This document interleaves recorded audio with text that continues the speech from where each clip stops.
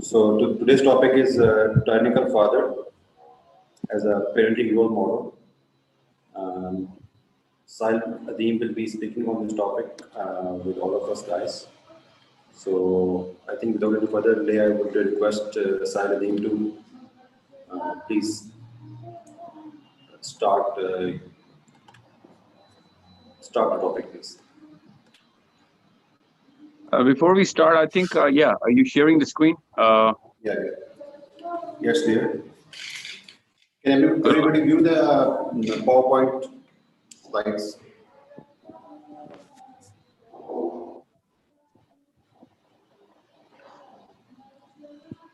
I think I can, so I think everybody can. Okay. No, it's all right.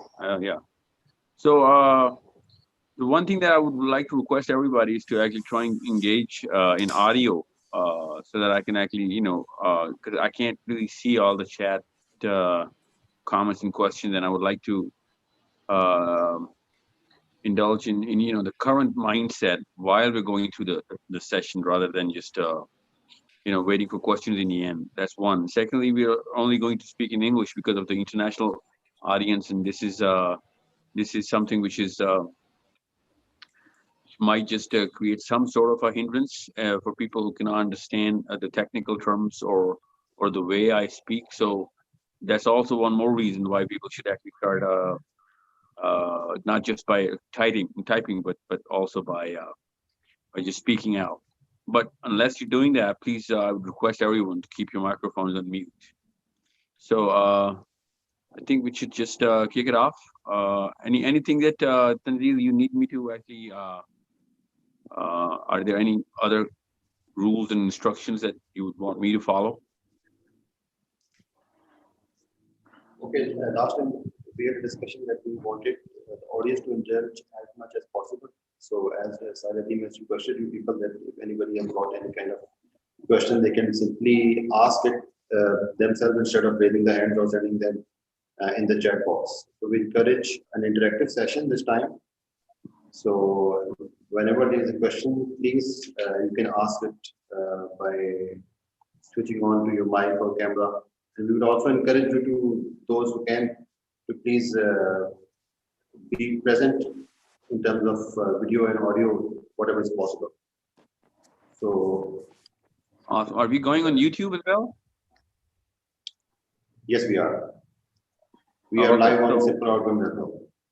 So I think you'll have to do the intermediary role to just pass on the questions, because I do not have. Yeah, YouTube. we'll be doing it. We'll be entertaining all the questions which we can. But the people who have joined us on Zoom, they can please interact them themselves. Good enough. So I think we should just begin. Should we? Yeah, please. Okay, Bismillahirrahmanirrahim. Assalamu alaikum, everyone. Let's just first and foremost get the whole meaning of the topic and the whole purpose of this program straight up first and foremost, and that's the climate of the household. This is a series of one of the episodes of the series of parenting, and how we actually can get the organic model of upbringing our child, and be a girl or a boy, it doesn't really matter.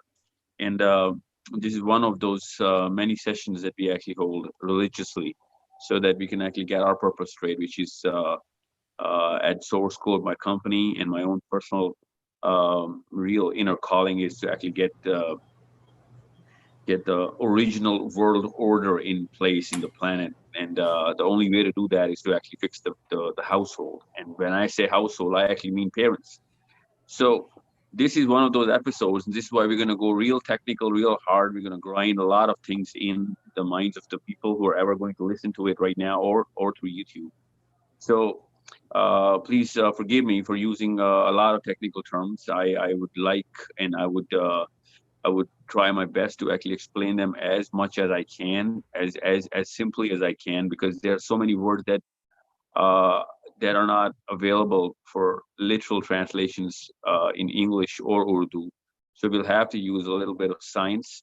So if you just can't understand it, just feel free to ask, and I'm going to give you as many angles to that word or that part of our program. So Let's just get the topic straight up.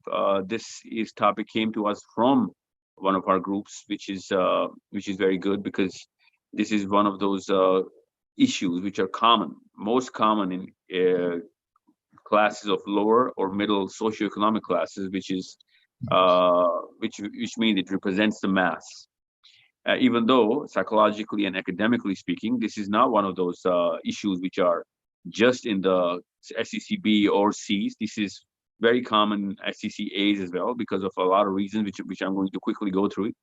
However, this is going to be a very academic session, so a lot of people should take a lot of notes.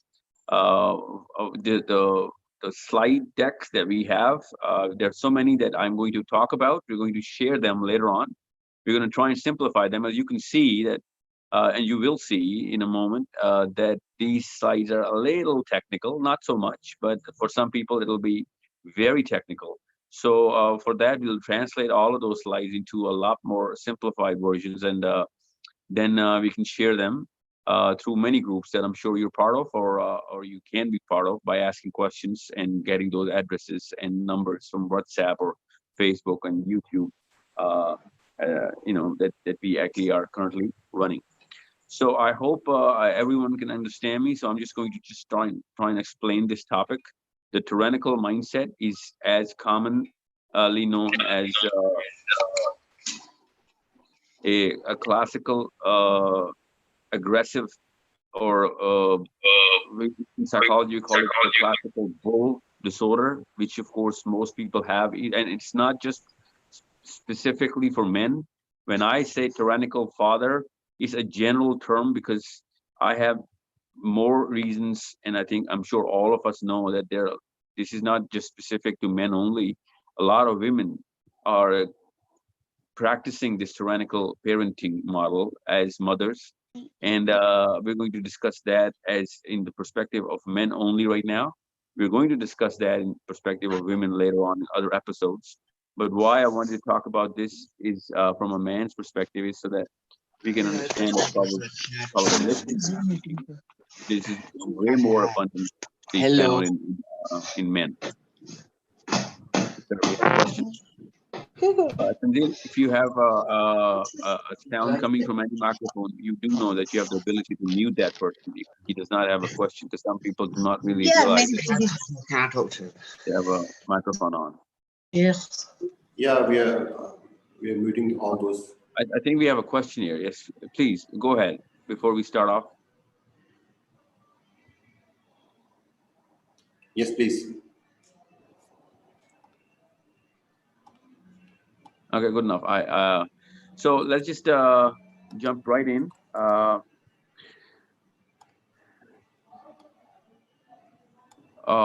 Yeah, so if anyone has a question, please, unless you have a question, do not unmute your microphones.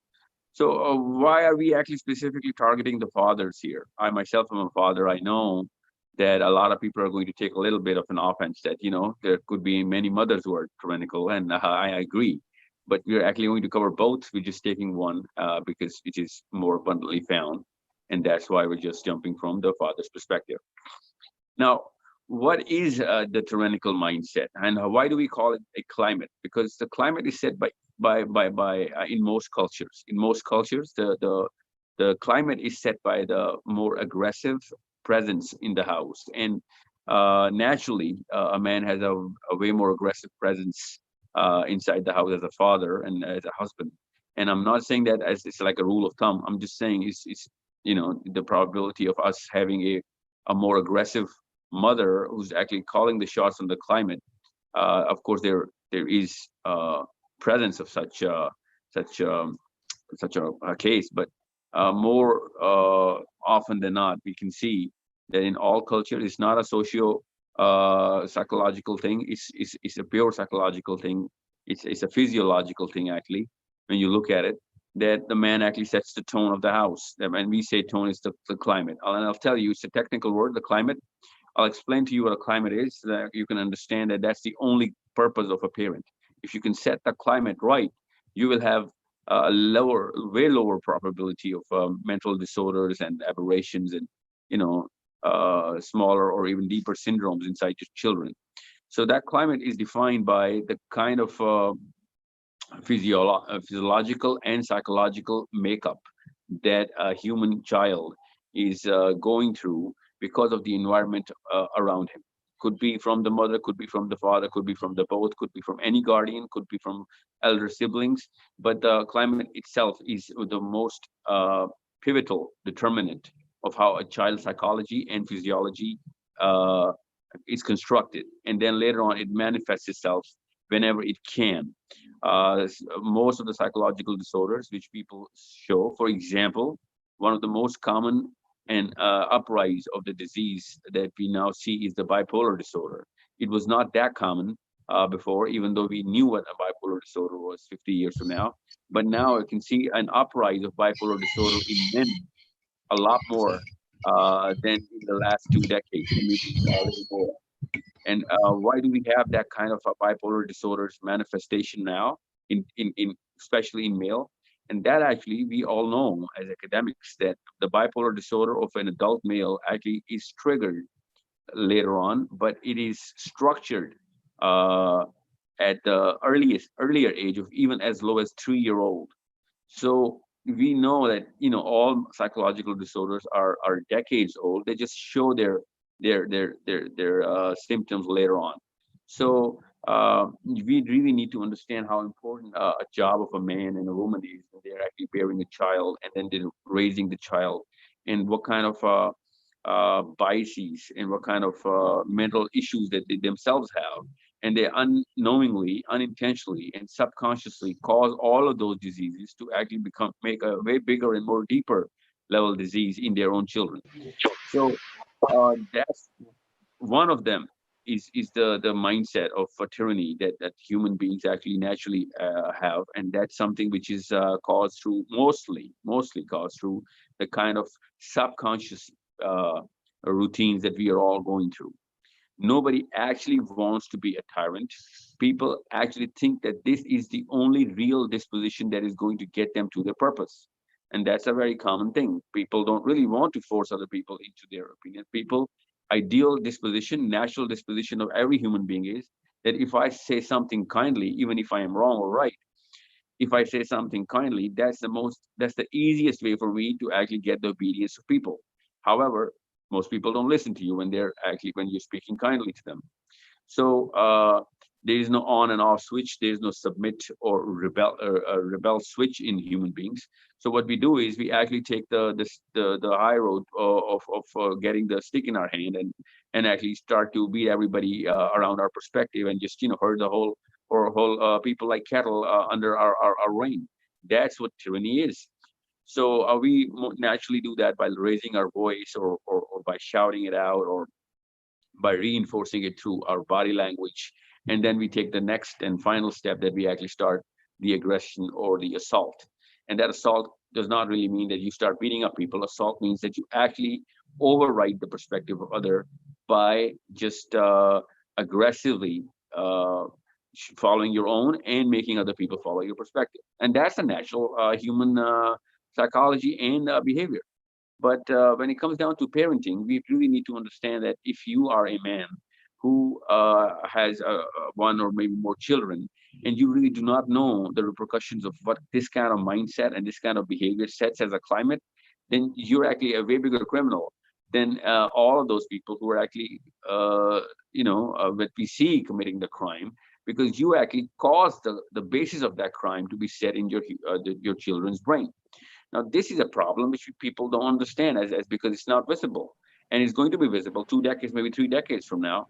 But we actually just unknowingly just keep calling that sort of disorder in the human our children. Why do we do that? And that's the first thing that the usual parenting model that we know is from punishment to reward. These are the two extremes of the dispositions, and every woman and every man thinks that the parenting model is the balancing of the rewards or the punishments that they give to their children. Now, even though the climate, that is, which is an academic word, the climate has absolutely nothing to do with any reward that you're ever going to give or any punishment that you're ever going to give. These are the two abnormal events that should happen regardless of whatever climate that you have. The greatest households also have a very fair treatment of rewarding or punishment. And the worst households also have the same sort of dispositions, which are the two extremes of reward or punishment. The climate actually is in between these two dispositions, these two events of when you're rewarding somebody for good behavior or when you're punishing somebody for bad behavior. These two abnormal events should be treated as one-off or rare occasions. Because if you're rewarding every day for everything, then it's not a reward anymore. And if you're punishing everybody for everything, then it's not a punishment anymore. So the actual climate, the organic system of parenting lies between these two dispositions of reward or punishment. So when you're not rewarding children, and at the same time when you're not punishing children, is when you are actually setting the climate. Now, most people don't understand that, and they're actually trying to reward or trying to talk about the rewards or trying to punish or talk about the punishment all the time. Now, I know that I'm going to talk about just men, but I'm not just isolating the male gender over here. Both male and female do that. We're just going to talk about the male gender in this episode. So how does that actually set up? Why do we actually disregard the climate and we regard the reward and punishment so much? It is because of the kind of environment that we actually grow up in, and that's the problem. So how does this actually originate? And that's where we need to actually begin this episode. This origination is because of many factors. The first being the very definition of the manhood that we're all taught. For many, when we're actually trying to isolate an era of how definitions come about, in academic point of view, this definition of man could be coming from even as far as 2,000 to 3,000 years ago, even though I know that in this pop culture it doesn't. But some definitions of how we actually behave as certain factors that we actually incorporate in our behavior, those factors are defined as okay or as not okay, which are coming for as far as 2, maybe 3,000 years ago. And those definitions never change. And we just naturally assume that this is something that I have to be a man. Now, what is the current definition of a man? And that's something that you really need to understand. And every man that ever is listening to this right now, of course, is from a similar generation. Even if you are a generation X who just become a parent, or a millennial who has a few parents, a few kids who are under the age of 10, or if you are from the Gen X, which were born in 70s or 80s, and who have children who are just about to grow into adults. All of you guys actually have a general definition of a man. And if you and I were to write, and if I tell every participant to write the 4 or 5 tenets of a man, or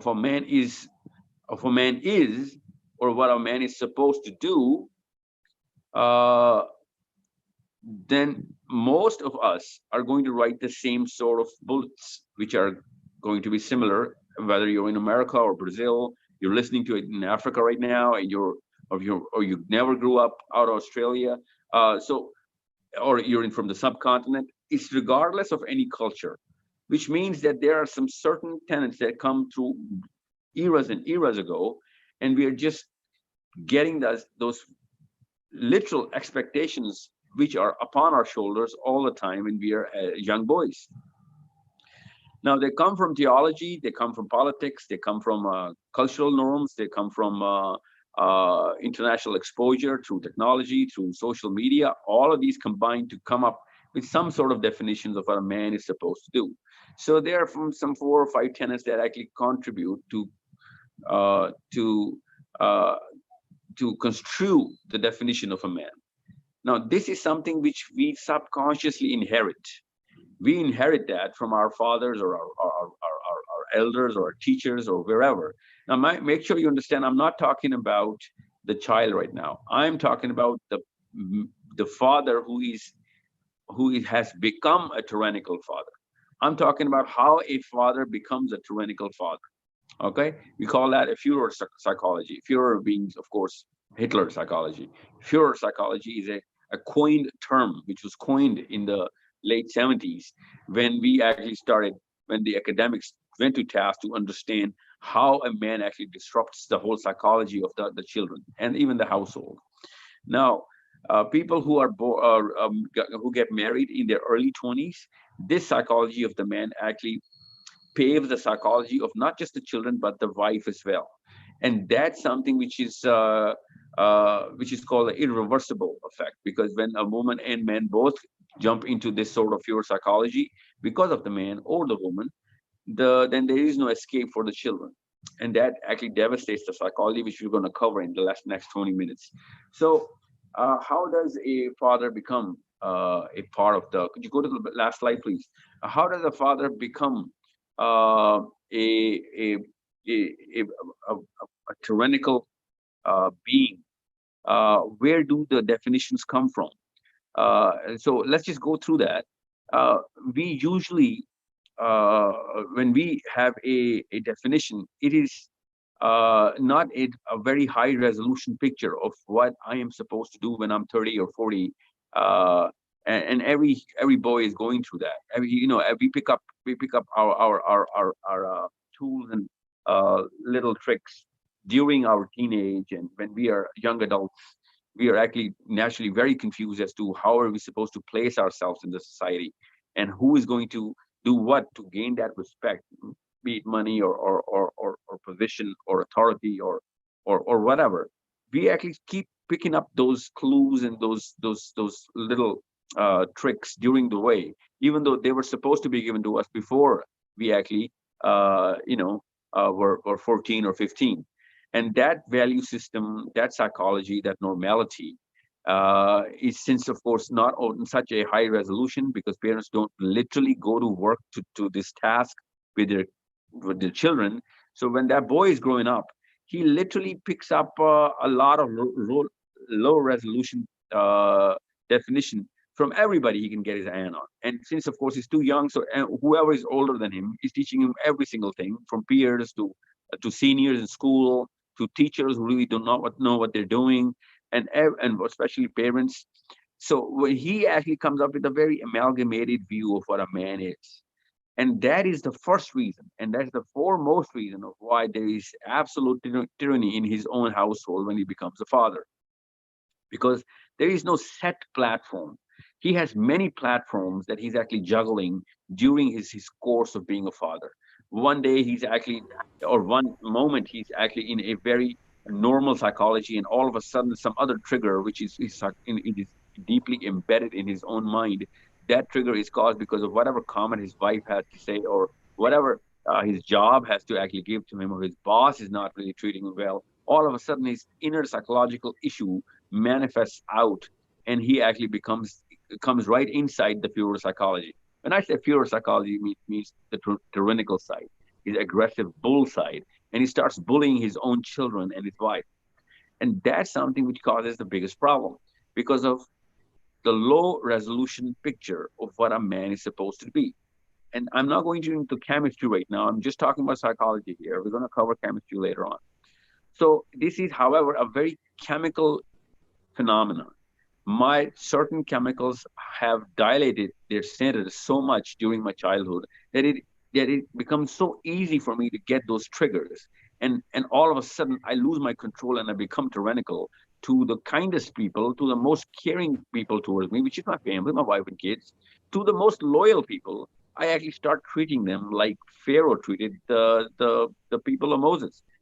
Now this is something which is very common now, and as a psychologist and as an academic, people don't really look into it because they really do not have that kind of exposure. Do people think, there's a lot of taboo against therapy, so people don't go into therapy. People really do not know of what a normal situation is and what is the climate of the household.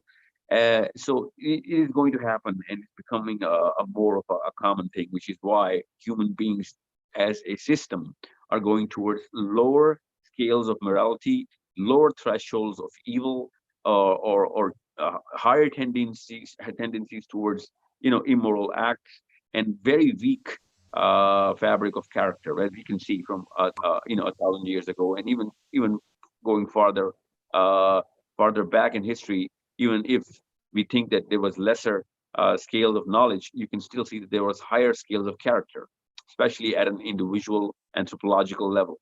Now we are weaker in morality, as we are the weakest in the history, in the foreseeable, or actually not just the foreseeable, actually literally not, in the historical timeline of the individual man, we are actually at the lowest possible level of morality. Now, in the foreseeable future, we're going to go lower and lower. And that is because of the lack of real definitions of what a man is supposed to do and what is he ought to be. And that's, please go to the next slide, the one that we were discussing. Tanzil, I just need to be on that same slide. Everybody needs to be on that slide. Okay, so what we actually need to understand is, where does that uh, uh, definition of a man comes from? And that is, first and foremost, comes from a very low resolution counseling from the parents, or uh, weird expectations of, capitalistic mindsets of parents and elders. And then the next thing that we do is we actually carry out that expectation from, not just carry out, but we get those expectations from our peers. Now, those peers are absolutely not qualified to give us that kind of counseling of what a man is supposed to do and what it is. What it is. Sandil, whoever is actually controlling the slide deck, please go to the last slide, the slide right before this. Right before, no, you're going way ahead. Sandil, can you hear me? Yes, this one. Thank you. Okay, so the peers actually become our consultants, because we are longing for that actual worldview and the way we are supposed to carry out, and what is the ideal man, what is the ideal father. We literally are never taught the Sira or the Sunnah. We are never ever taught that. And even if we are taught that, we are taught that as a course work, which is part of our curriculum.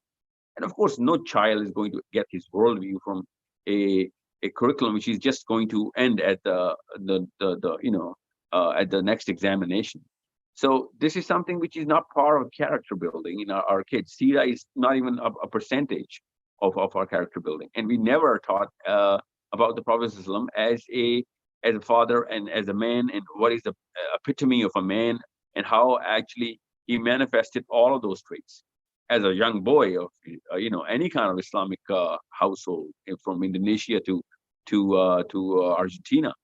We do not get the actual pictorial view of what a man is supposed to become, and we let it be a very adult discussion, and that's our first mistake. It is not an adult discussion. If anything, most of our definitions of which is called metadata, they actually come from as far as 2 years old or 3 years old, when we were 2 or 3.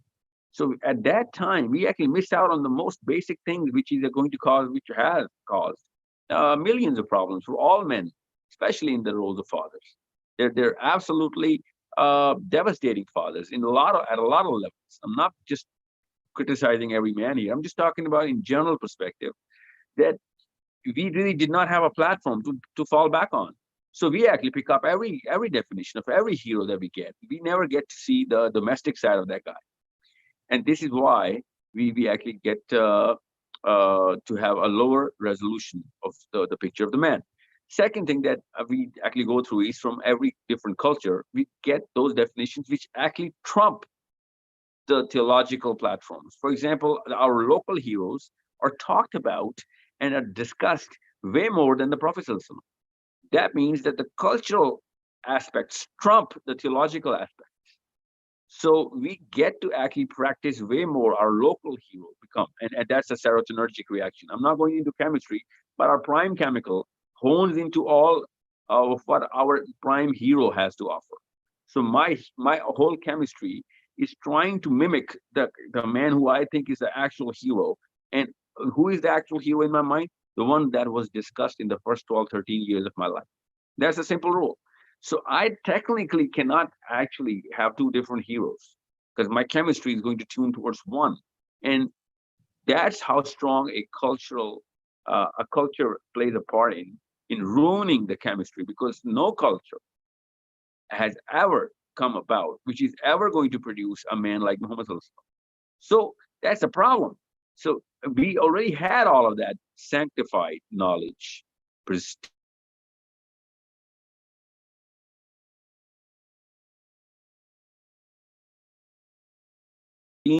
laws of went into some certain situation. What did he do? What kind of attributable structure of the Prophet ﷺ we should actually inherit down to our kids? But we don't do that. Our cultural heroes actually dictate the terms of what the definition of man is. And that's the biggest problem. So as soon as we actually, as adults, discover the actual reality and the flavors of the Prophet ﷺ, all of a sudden we start getting confused because our natural chemistry is not in tune or is not ready to do whatever the demands of that man is.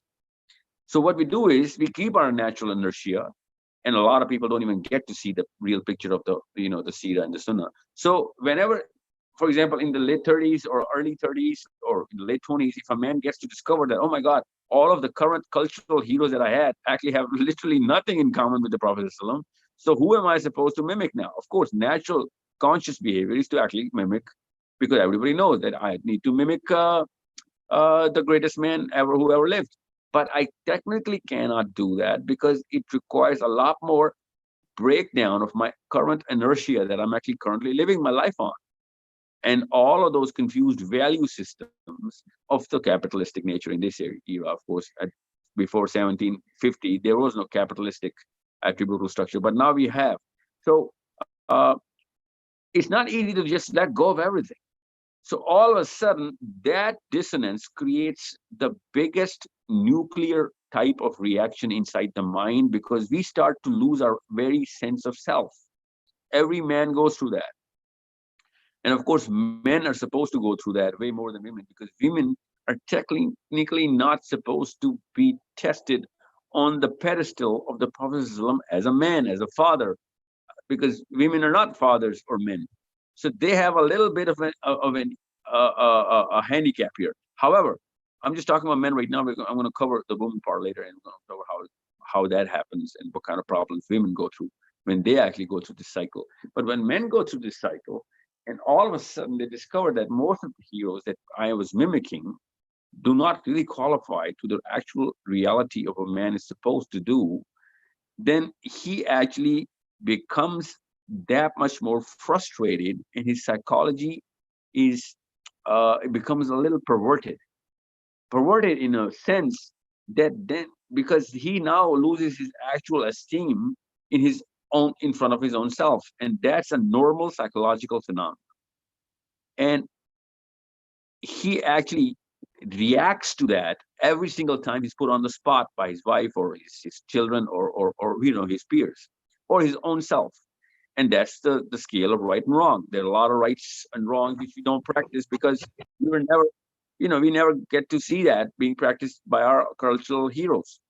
And all of a sudden we find out that they didn't qualify on those pedestals. So I'm supposed to actually qualify on that pedestal, and I'm being tested upon that, and I'm failing miserably on every single pedestal because nobody can actually live up to the pedestal of the Prophet. Uh, and especially not those people who actually discover him in the late 20s. And that's the frustration you see in all the religious households. And all of those people who have conscious thinking mechanism, they lose their humor, they become that much more vile, they become grumpy and irritated, and because they are actually losing the sense of self. And a lot of things which we read on the internet, they actually start to try and diagnose of what's actually going on. And I'm just talking about those people who actually try and diagnose. Otherwise, people just live out that frustration. They actually find out that it's very normal before a certain age to actually go through this, and they actually settle for that abnormality, and that's not the actual reality of things. I'm just giving you what's actually going on inside the psychology of a man. So understand how big of a problem it is caused by parents who don't really resurrect the character and the actual definition and the resolution of that picture of what a man is supposed to do, what kind of a self human man is supposed to have when he actually practices all those routines in life as a father, as a husband, as a friend, as you know, as a regular personal leader of his own self and his familyhood, and of course, you know, whatever he's working in, whatever walk of life. And that's the loss that every man is going through. Whoever discovers the Prophet ﷺ, and he wants to be that, and all of a sudden we feel that loss. So I'm just trying to instill the actual pedestal here. Most of the people don't even relate themselves to the Prophet ﷺ. I'm not even talking about those. I'm talking about those conscious fathers who are trying to actually raise real men as their sons. So what is the next factor that actually causes this furor psychology? And that's the pop culture. Pop culture has done two good things. One, it has opened up the channels of information, and we can get to see of what's right and wrong in the views of what people think, and that's called the narrative. This word narrative was not even, you know, used 60, 70 years ago. This is a pretty recent word. It's a postmodernistic word. So we all have our narrative, and we get to see a common narrative or a more popular narrative of what a man is supposed to be. When, you know, when we go on YouTube or surf through social media, and we start to get those subconscious definitions our mind is getting in tune with, and we start to actually practice those. And I call it hashtag cool. So we try and act cool, or we try and be cool in front of our kids, in front of our wives, our friends. All of the men right now, especially millennials and the people who are following the millennials, are trying to act that definition of cool, which they pick up from wherever they can pick up, from books or friends or social media. And they're trying to compensate for this pure psychology, and they just don't want to be that tyrannical man. And they just pick up any and every piece from wherever they can get and try and practice it, you know, one article at a time, one stipulation at a time. And of course, since it's not part of their psychology, it's not part of their upbringing, so they can't really be persistent in this, and it creates a lot of mesh in because there's no grounds for this. Cool is not an actual word. Cool is not an actual psychological terminology. Cool is just whatever is a current narrative of the group you're in. And this is never going to last. If anything, you're cool one day and you're going to be uncool for the same people next day for doing the same thing, because the definition of cool keeps changing. So this is a problem. And this is something which all the millennials are going through. And this is something which is a pressure on every man. Right now, I'm just talking about men. Of course, the same pressure goes on women as well. But right now, we're just talking about men. So as a father, you can't just be on the model of being a cool father and keep going on for more than just a few months, because after that, your own kids are going to be calling you uncool for whatever you're doing, because you know, cool means being original. And since you're trying to be cool because of whatever the narrative of the human beings around you is, so you're not being original. You're actually a replica. So that actually, you know, puts a lot more pressure on you, and that's the actual corruption of the definition of the man. So this is something which I'm giving you an academic view in terms of the top 3 factors which are actually in the research. So we know now, and the men who are listening to, they can actually naturally relate to whatever I'm talking about, is that this is an innate pressure that our own body actually puts our own, on our own mind. Our chemistry is putting that pressure that I am a failure because of the pedestals of religion are against whatever, or are way higher than what I can reach, or even I can even cannot even jump to touch those lower pedestals of being a real man. So I actually try and react against it. And the kind of definitions that are now given to me in the pop culture or in the current paradigm that I'm in, they're actually against the definition at a lot of levels of the actual definition of theology or Islam. So as a Muslim, being a Muslim becomes a source of depression. And that's why most Muslims who are consciously Muslims, not just subconsciously, flowing through the water that's like pieces of weed. Conscious Muslims go through an innate depression because they know that this is something which they cannot practice in the current paradigm. And if they do practice, they'll have to isolate themselves. And that's causing the biggest depression. And why am I talking about this? Because that depression has a very clear outburst, and you can see that in those households. And this is causing a lot of tyranny in their own behavior. And they're actually very aggressive. They have very bullish behavior at best.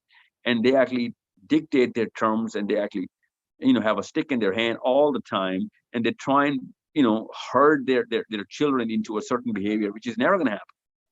because they're not actually addressing the actual issue, which is the climate of the house. They're actually trying to reward or punish their kids, and they're just trying to compensate whatever they're missing out on in their sons and daughters, and that's not how it works. You have to set a long-term climate which goes from decades to decades before the child turns into 30s or 20s or late 20s. Your job is not done. You can't just expect, this sort of change to happen in a matter of days or weeks or months. And that's something which is naturally which we're going to expect, because we think that since our lives were wasted because of the wrong scales that were given to us or the wrong definitions, we don't want our kids to have that kind of a waste and time waste. And we try and speed things up, and that expedition does not really work with human psychology or physiology. So this is Hello. something. Yes, sir. Yeah, Sahil bhai, what you are saying, can we call it cognitive dissonance? Well, yeah, literally, we call you can and you should, because it is a dissonance that every conscious man is naturally going to go through because of for people who do not know what dissonance is, let me just explain to you, because this brother rightly pointed out, this is cognitive dissonance. Dissonance is that confusion when two opposing philosophies, two opposing definitions, two opposing pictures come into the singular mindset, and that mindset is based on a certain chemical called serotonin, and serotonin can only mimic one person. So when he has to mimic two people or two different philosophies he has to follow, he naturally cannot do that. So he becomes frustrated and he gets confused as to where am I supposed to reconcile the difference between these two things which seem or are made to seem right in front of me. So I cannot be an Indian or a Pakistani at the same time. And that's just a political definition. I cannot be right and wrong at the same time. So when two opposing things which are made to seem right in front of me, I cannot naturally practice. So I go into a deeper frustration and I actually burst it out with a very aggressive behavior or a very depressive behavior. These are the two extremes of every human being. And that's a problem that most men are going through, and especially most conscious men are going through, because of the lack of morality that is there in every business, every walk of life, and those people are doing really well. So most men are going through this. I'm sure most women are going through this too, but I'm just keeping it to the man right now. So when we are actually practicing all of those things which are actually not supposed to be done, but are going to be done anyway, so we are naturally not going to enjoy that. And since we're not going to enjoy that, we're going to have a depressive psychology. But if we are going to just to pretend to enjoy that, we're going to have an aggressive psychology. So that's the two differences. So understand how big of a problem it is, especially for kids. And those kids actually go through a bad climate. The tyrannical father sets the wrong climate. That climate is of fear, emergency, pain, frustration, crankiness, irritation. I mean, you name it, every single negativity which is flowing as little pieces of iron inside the air, and you have to breathe those pieces of iron, you're going to feel bad. This is literally how we actually put that picture on paper. When we're in psychology, when we try and draw that picture of bad climate, we put solid elements there because these are not dissolvable. They're going to stay inside the system. These little elements, when we breathe inside our system, they actually show their effect later on because they're never going to be dissolved. So this is something which our kids are going to go through naturally. And I'll tell you, if you go to the next slide, let me just tell you what the child is going to go through as being a part of this climate for more than just say 8 to 10 years. He's naturally going to do one thing, which is to become a subconscious tyrant. He is naturally going to become a tyrant. And that's because of the same serotonin. The serotonin is going to mimic the archetypical behavior of a man, because that's the one definition that he sees in and out every single day from his father. And I'm going to tell you later on what a subconscious tyrant is. But first and foremost, what you're going to see in your child is, especially your girls and boys, I'm sorry, your boys, is that they're going to show lack of confidence in a lot of things, which you're naturally going to actually punish them on, because those things are supposed to come easy for any child. But this child is not in the right climate. So a fish is not going to be actually, swimming in sand, because even though it has everything, but the climate is not according to whatever it can do. Just like that, our child is in the wrong climate. And that's why you can see a lot of introverted behavior in children. And people think that introverted is a personality type, even though there is no introverted personality type in psychology. Introvertedness is that suppression of his own chemistry because he's not enjoying the climate. Now, I'm not saying that it's because of the fear psychology only, but that is one of the primary symptoms. So if you think that your child is going and showing introverted behavior, is way quieter than his siblings or his friends, then you got to see what's going on here. Maybe you are subconsciously practicing the fear psychology. And I'm not just saying that introverts are low in confidence, but what I'm saying is treat them separately and treat both of them as indicators of something being wrong. The second thing that he's going to show is low self-esteem. Low self-esteem is seen by regular people who do not study psychology. You should understand how to actually detect low self-esteem in your kids. The one thing that you should look for is that even if the group is wrong, this child of yours is going to try and do wrong things to become a part of the group. That's called low self-esteem. A high self-esteem child is going to go against the group when he believes that he is right. So you can see that in your kids, and you can experiment that by giving them some projects, try and design something around this concept, and you can see whether your child has developed his high balanced self-esteem there or not. Now, for balanced self-esteem, you can see that a lot of things which are not, you know, you know, uh, deeper crimes or really critical issues, and they're just casual,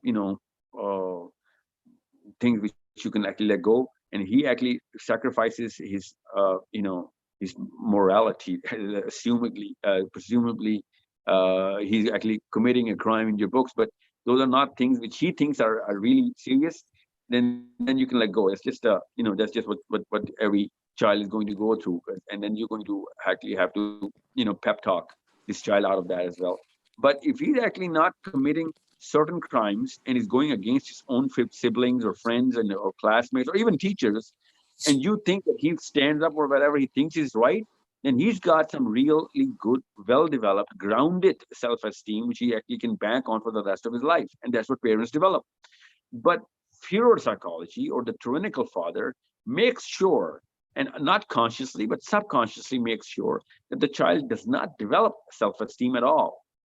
Because there's only one way to develop self-esteem, and is to empower people. And a tyrannical father takes up all the power. And that's something he doesn't realize, that children don't really require management decisions or leadership decisions. They just require children-based decisions, a child-level decisions. And the tyrannical mother or father does not let that happen to the child, and he actually does not get to practice his own power at a level of a child. And that's how we actually rob our children from self-esteem. The third thing that happens to our children is that they actually start suppressing their anger, which every human being does when he knows that there is no escape from this prison and there are no windows. He does not make an escape plan. He thinks about an escape plan, but he does not really follow any escape plan because he can't. So what he does is he settles for all of that anger to be, practiced later on. Whenever I'm going to get a chance, I'm going to get back to him. That's a phrase you can actually see from every human being. Every culture, every community does that. The Palestinians are waiting for whenever they're going to get power. I'm just giving you an example. Everybody does that. And that's called suppression of anger. That's a natural disposition of every human being. How is he going to actually, show his anger? I'll get that. I'll get to that later. Then the fourth thing that is going to happen is that he's going to long for self-identity. And of course, if he's not getting his self-identity, he is never, ever going to gain any level of dignity. Because dignity only comes when you have a very high resolution of your own identity in front of your own self. If you don't even know what your own self-identity is, and you're part of the herd, and whoever takes you wherever, you have to you're just flowing with it, then there is no word dignity there. I mean, there's no boundary around whatever you should and should not do, and whatever is right or wrong, or whatever you can make or stoop yourself to.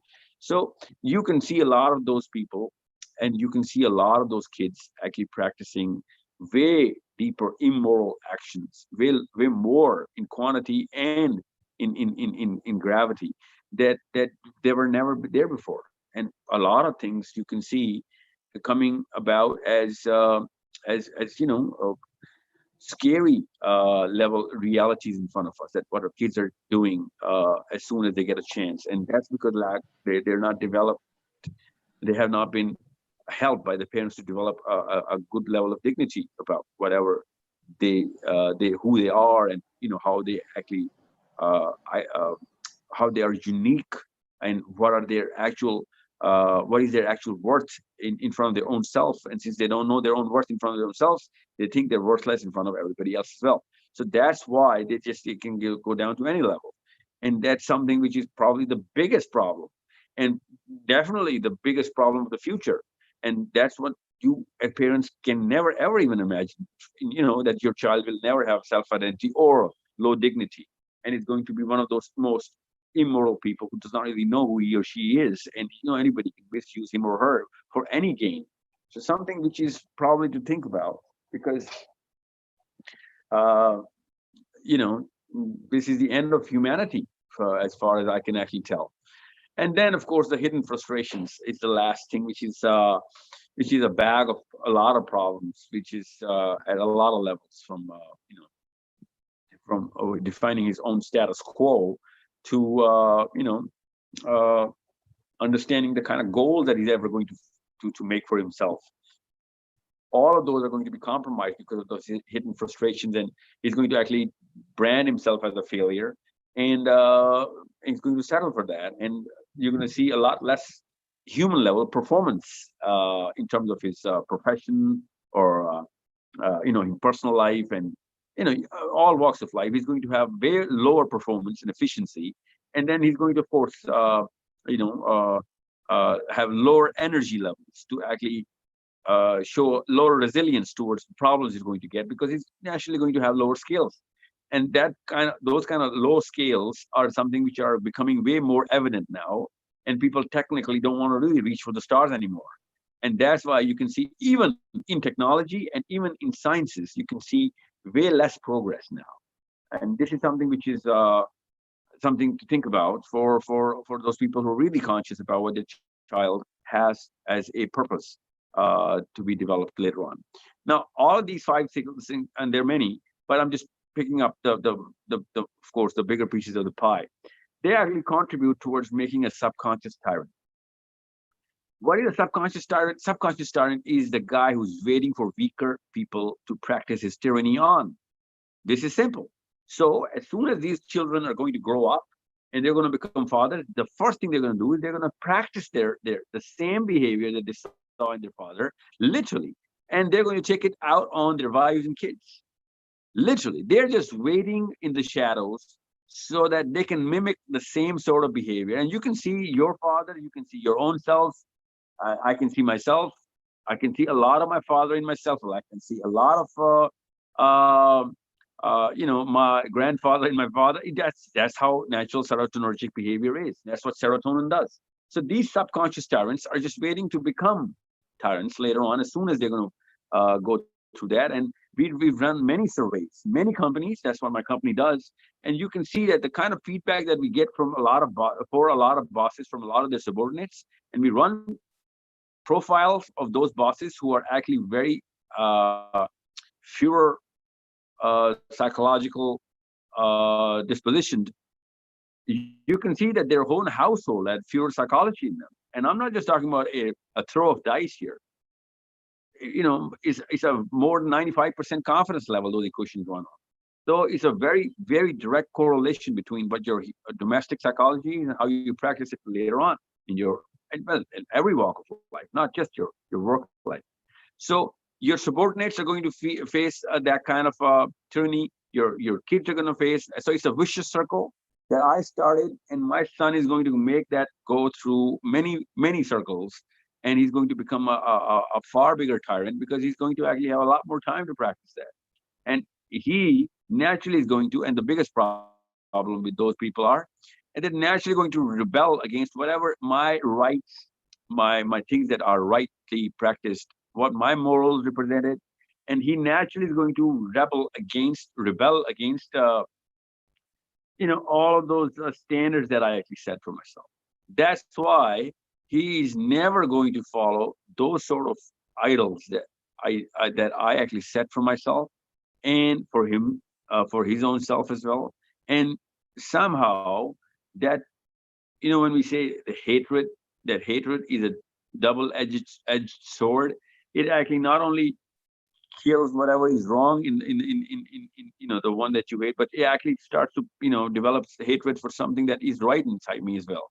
So it's a big problem, and people literally are. And I see so many people, and I speak, that's my profession. I speak to so many people. They are actually set out to do exactly the opposite of what their parents would do.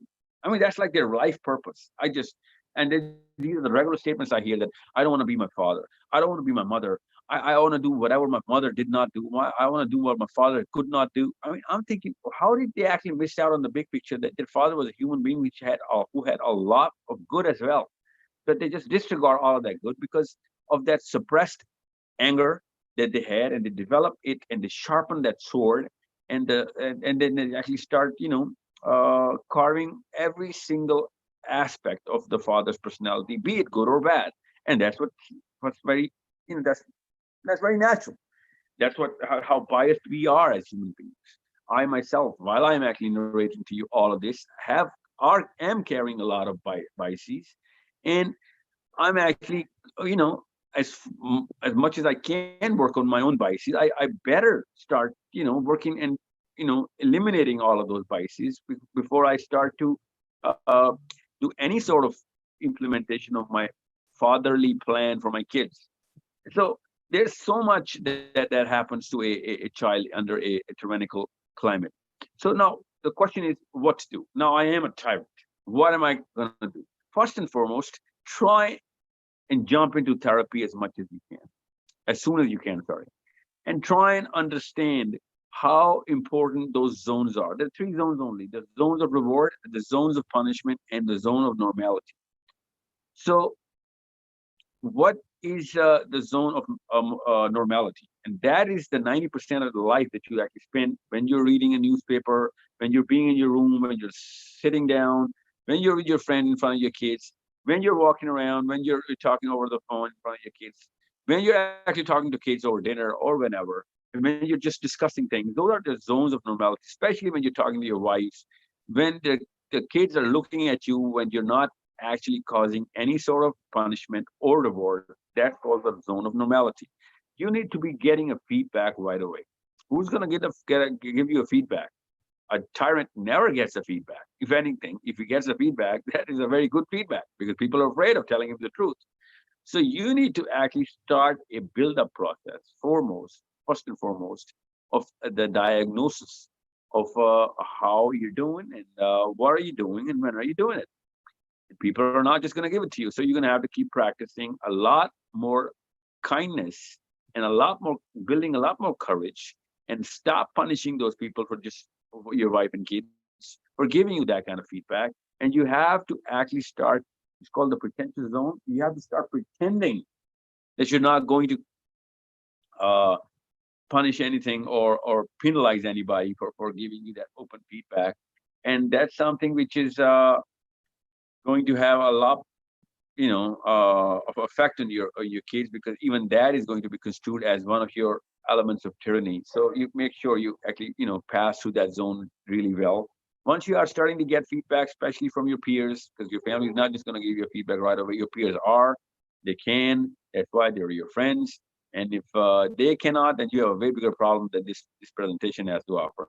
And if you are getting a lot of feedback from your colleagues and your peers, then you can understand that if you're practicing that, then that kind of behavior in those people, then you're naturally going to be practicing that kind of behavior in the house as well. So as soon as you diagnose that you are one of those people, and you have to do that every 3 to 4 months, depending on what kind of climates you have, uh, as frequently as possible. And then you can actually start to set up yourself to changing one category at a time. What I can do is I can actually send you a self-image test. Tanzil, if you can be so kind, I'm gonna give you that test later on. It's not here. It's not in this presentation.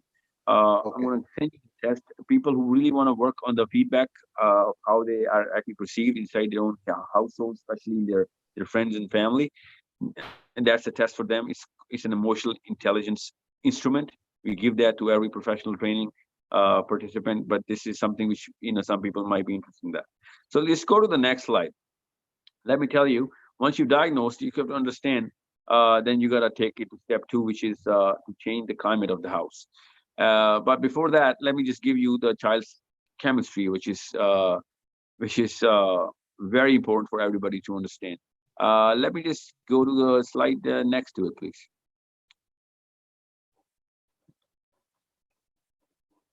Kandil, if you can just go to slide number 6.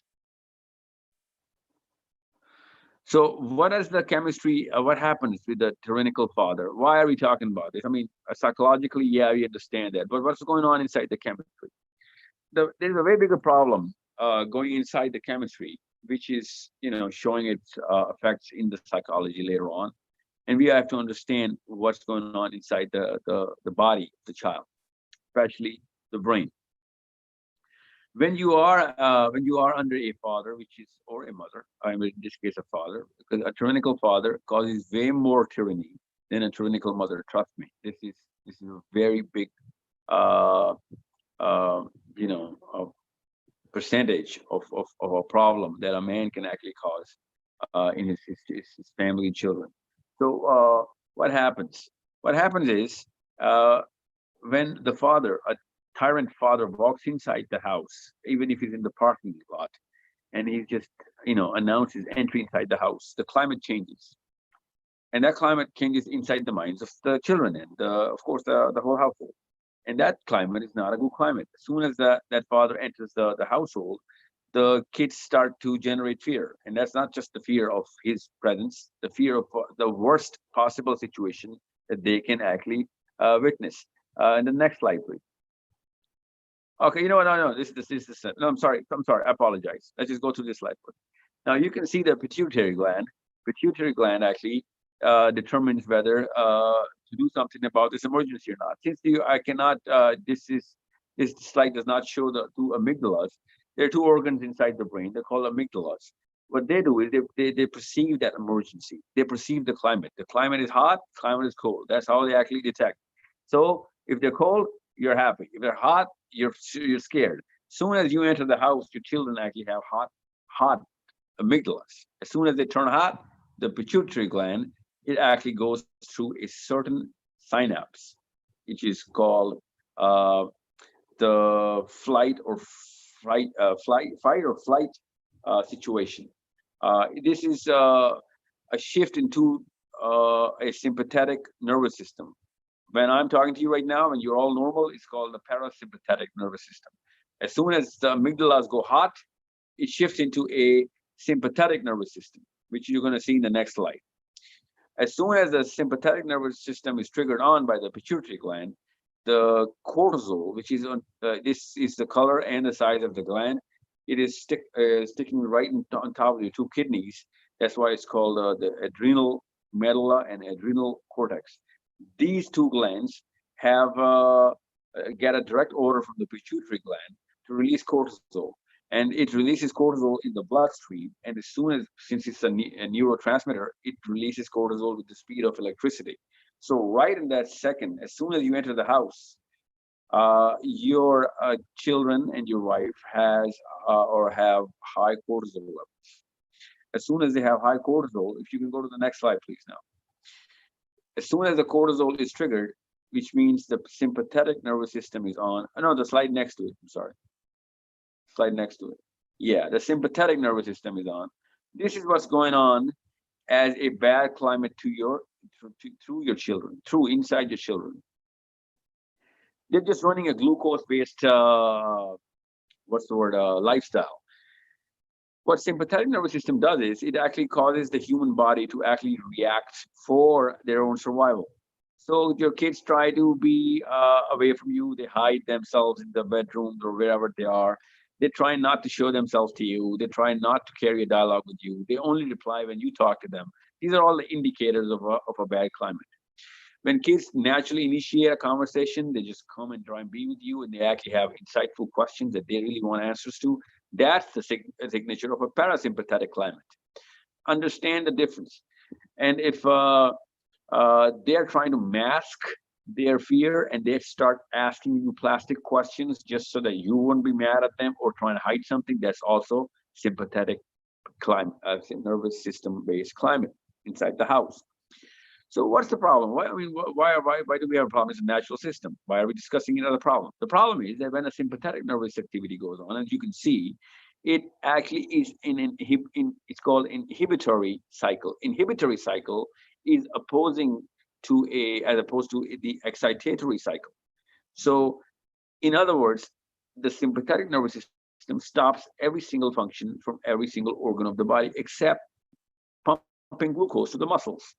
And that's a big problem because, there's no need. You're not trying to, make people run from a 100-meter sprint and try and get the Olympics gold medal every single time you enter a house, right?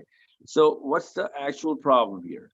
The problem is, as soon as the sympathetic nervous system is triggered on, the most important part that a human child requires from the parasympathetic nervous system, which is the trigger of the GTX hormone, which is under the jawline on top of your throat, neck. I'm sorry. These two thyroid glands trigger GTX inside the normal parasympathetic nervous response every single second. But as soon as the cortisol is triggered, the sympathetic nervous system is on, you can see that everything is inhibited and every single thing is reserved for the muscles to act only. So there is no GTX. So what's the point of GTX? Why are we so, touchy about GTX? GTX is the growth hormone which actually suffices for the loss of every single cell which dies every single second, which means all the cells inside the brain as well.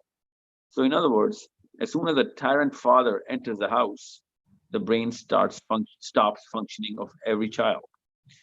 That means not only that it's not growing, but after the 12th year of age, it is going to remain in the small size that it was as for as long as the father was in the house. So they will have smaller brains. They will literally have no or low IQ during when the child is under the supervision of his, or when the presence of the father, tyrant, mother or father, tyrant is in the house, the brain is not growing. And most of all, their thinking capability, their acumen, their IQ, and their emotional intelligence suppresses down to zero. They're acting like retards. They're literally going through just a survival mode, and that survival mode is called the flight or fight mechanism. So they're living a very sympathetic life in terms of biology, of course, and even in literal terms as well. So they're naturally not going to have. Now, since I explained to you that, now could you go to the slide that I was talking about when the child, the earlier slides, please? I'll tell you when to stop. This one. No, the one next to it. Now, this is the psychology of the sympathetic nervous system. As you can see on the right side of the slide, lack of confidence. Why? Of course, when there is no brain function, you're not going to be, practicing any sort of thing with confidence. Low self-esteem. Why? There is absolutely no emotional intelligence about your own self. Why? Because there is no brain function. Suppressed anger, because cortisol is nothing but pumped activity of this very chemical. It's called norepinephrine. Norepinephrine is triggered when cortisol is triggered. It's right on top of it. Okay, so the same gland pumps norepinephrine. That's the chemical of anger. All the time, when you are in a survival mode, you're not actually enjoying yourself. You're actually pumping anger, and you're controlling it or just letting it out. Depends on who you are, where you are. But children don't really let out their anger. That's suppressed anger, because sympathetic nervous system makes you angry. Longing for self-identity or dignity, that's a very parasympathetic behavior when you're actually having dignity or self-identity. Hidden frustrations, again, very cortisolish, very, very survivalish, mechanical manifestations of a human child. So you can see all of this is because merely of the presence. As soon as you enter the main gate of the house, all of this is happening inside your child. Because of what? Now let's go back to the chemistry. So because of the chemistry, because of the physiology, because of the wrong chemicals all the time. I mean, those chemicals are great when there's an actual emergency. When there are, when somebody's breaking and entering your house, yeah, I understand. Everybody's supposed to go through that because they're supposed to fight or flight. But when your father is in the house and you're going through fight or flight, that's either a punishment state, which I told you is is is not supposed to be in your normality curve. It's an isolated event. A punishment has to be in place inside the house. But this is not a punishment state we're talking about. This is a normal state, a sign of normality of the father, just his presence. And that's because of the tyranny that he actually represents. His bull behavior, his bipolar disorder, his aggression, his uncalled, uninvited aggression. And that's the problem that most children are going through. On top of the kind of problem they actually already have in schools, and all of that thing that the education sector has to gift to our children, which is a sympathetic nervous system based system that we actually send our kids to every single day. However, on top of that, as soon as they come home, as soon as the father comes home, they are back in the sympathetic nervous system zone and their brain stops growing. And that's something which I covered in the first episode of the parent, and I actually covered that a lot. And I promised myself to quote the Louisiana experiment, where they actually saw the 20% of those children's brain, the difference in size. I mean, those children who were failing all the tests had a brain size 20% less in size, physical size, than the kids who were passing all the tests. And who are the kids who were failing all the tests? Those were the kids who had households which discussed problems and hardships and aggression in front of their kids. Now, you can well imagine what a tyranny or a negativity in the climate or aggression in the behavior of the father does. And this is something which is just basic science I'm giving you. If anyone is interested, anybody who can actually make up a group, I can actually go into a way deeper cycle of the science, and I can tell you what is happening inside the neurons, inside the brains, and how you're shrinking and causing a permanent entry into the reticular activation system, where he or she, your daughter or your son, is going to react so negatively to anything that resembles their father or mother if they were a tyrant. In any part of their or any course of their life, in any walk of their life, they are going to react so negatively that their heart rate, their blood rate, their I mean, things are weird and bad things are going to happen to their body. Just some kids develop such a deep level fear, and this is something which is very evident in people who have regular weaknesses in efficiency, or pure physiological deficiencies, and even mental deficiencies in their regular performances at their jobs, work routines, and examinations, all of those things. And then later on, they develop physical ailments like, uh, fat dissemination. They gain weight too soon. They have a lot more fatigue. They have literally high end depression. They have a lot more physical disorders, heart problems later on, and you can see them in all of those case studies, which we keep on publishing, and everybody actually gets to read about those because of the mutation in the actual household, and he ended or she ended up in the hospital. And most people are suffering from one disease only, and that's the climate of the house. And that's what makes them go to the hospitals, and that's the load that they're carrying most of their life. So this is pretty much because I'm actually 20 minutes over. I just wanted to cover as much detail, specifically at a psychology level, and we're going to cover that in the next sessions, inshallah. So I hope most people got to see the actual threat as much as I could by not going in that kind of technicality. So if anybody has any questions, Yes. you can write me. You can just talk to There me. are a couple of questions which we can address now. Yes, if you're done. Okay. First question is, some fathers are not able to take responsibilities but are usually not controlling with their children. And there are some other fathers who are professional and take responsibilities well, but are very controlling. So which is more difficult for a child in their development to develop a healthy relationship with their father? I'm sorry, that's a good question, but I'm sorry. Children do not have any take in developing a relationship with their father. It's not possible.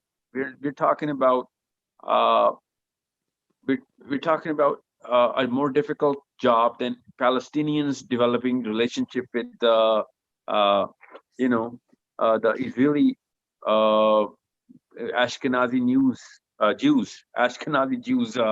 It's not going to happen. They just don't have the power to do that. It's the father or the mother that are going to have to take part or initiate the relationship in their kids, and that's something that they don't do. They don't realize that they're subconscious tyrants. They're not conscious tyrants; they're subconscious tyrants, and that's something which kids technically they're imprisoned. Those kids are imprisoned, and there's something that only parents can take them out of that prison, and they just can't pull them out. They gotta break down that prison, and they have to wait for the kids to walk out that debris themselves. They cannot, because if they reach out to the children, that's also a tyrannical initiative, because they have not changed their brand, and it takes years to change a brand. So break down that prison consciously, and then develop a very steady approach towards how you can actually get your kids to start to open up in front of you, because they're not just going to do that. You can't wait for your children to, or expect your children to fix something specifically or on a parental level. And that's a big problem, and that's sad. Actually, probably this is the biggest tragedy of the world, biggest ever that I can think of. All right. Okay, we have another question. Do some challenging professions like defense and security has anything to do with how some fathers try to control their children because they aren't able to have similar control outside the home? And also, I would like to add in this thing that we also observe this behavior that in certain professions or in any profession, if the father is subordinate to somebody or he's answering to somebody in his profession, and he has when he comes back in home, he tries to mimic the same behavior of his boss with his children or with the family members. So what would you like to say on that? Well, it's going to take a long time before you can start to mimic your boss in front of your kids. Or if you have literally no self-esteem, that's when you're going to do that. And we see a lot of cases. But that's not, I cannot say, oh, most of the time that's how it happens, because that's not how it happens mostly. Most of the time, a father is mimicking his own father or whoever he has been mimicking most of his young and early adult life, most of the time. But having said that, it's not uncommon that people start to mimic whoever they think is a formidable authority in there, and most of the time that is their boss. So that's just a sign of low self-esteem. Your rules and regulations, your policy making of the house are independent on how your boss is handling you at work, and every conscious man or woman knows that. And we really need to understand that our definitions have to come from Sita only. Allah subhanahu wa ta'ala could have actually manifested himself as a man or a woman. He didn't. He manifested his policies through prophets, alayhi salam. So that's the only person who can actually mimic it. And that's something which we don't. And that's something which we don't because we really don't read about it. So whoever is doing that is first and foremost, your boss cannot run your family. That's a rule of thumb. I mean, it's a common sense thing. It's not the father of your family. You are the father of your family. So when people actually, the first part of the question is that people are actually afraid of a kind of defense and security situations around the world. Yeah, there is a problem. There is a problem that there is a lack of security around the house, which is in the neighborhood or the city. That does not mean that you have to be a tyrannical father. If anything, that's one more reason to show way more kindness and care towards your kids. But we actually start to get afraid so much that we actually start to, hurt the kids at every single second of their lives. So, don't multiply the effect of insecurity, which is outside, and just harbor it inside the house as well. There's a demand of way more balance. I mean, I'm not denying that there is no threat to our security. I mean, I know, in my days, we used to walk kilometers to school. We never used to show up in time at home, and my mother and father used to think, it might be a soccer practice or playing whatever, and we were, and nobody used to care. But right now, every mother is calling every.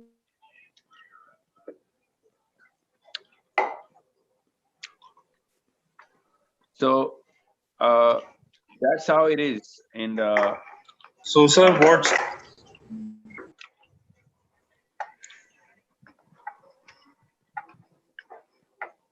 sir, please go ahead. Okay, the next question is, so sir, what's the solution for the children which are being damaged and are now in their adulthood? Well, if they're entering their adulthood, then it's not gonna be easy. But if they are under 12, then there's a lot of planning that you can do. You'll have to reconstruct yourself, which is the only way, by the way. But if they're entering a 15, 16, 18-year-old, then you gotta actually put them into therapy.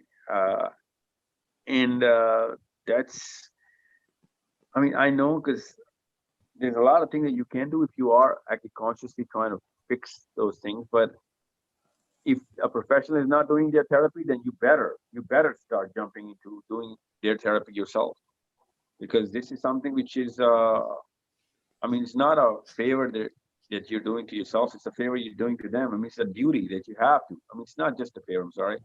I mean, it's your job as a parent to make sure your young adult is healthy. He has self-esteem. He's got self-confidence. He's got self-worth, self-identity. All of four things separately are therapeutically designed inside a human mind and brain. I mean, this is a right of the child. I mean, it's not like a favor. I mean, it's something that if you don't do, you're actually destroying the future of everybody around that child, not just him. I mean, you can see the rise in divorce rates. Why do you think the rise in divorce rates came at such a magnificent level? Because of the last generation's lack of parenting skills. That's it. That's how it works. You can see kids running away because you can see drugs at an early age. Why do you think that's happening? Because of low self-esteem. That's it. Low self-worth. All right. So the next question is from Dania Said. Sir, what is the solution of cognitive dissonance? How can we work on this if we found this type of dissonance in anyone around us? Well, it's a long question. Well, it's a long answer. Cognitive dissonance is, I mean, there are so many levels at which the dissonance. मैं पूछना था कि तुम juice पियोगे या मीठा खाओगे बस. There's so many levels that a dissonance happens, and since she's not being specific, of course she can't be. I don't think she knows what kind of level of dissonance happens. But if it's a behavioral change that you'll have to specify, because I don't. It's going to take an hour before I can list down the hierarchical dispositions of a dissonant person. It's going to be a problem. But generally speaking, you gotta let go of a lot of things. I mean, this is just a general statement I'm giving you. Train yourself to let go of a lot of things that you think are something that define you, uh, and that's what therapists do, literally.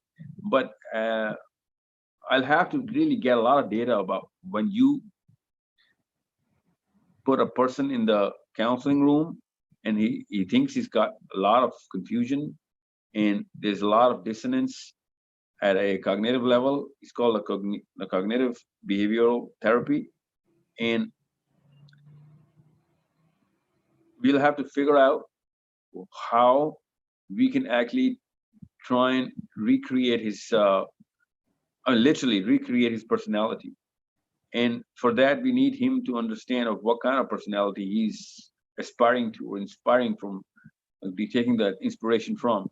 And then, literally, and by the way, every psychologist that you're ever going to meet, he's going to give you a form to fill out. And most of that form is going to be actually trying to understand who you're trying to mimic.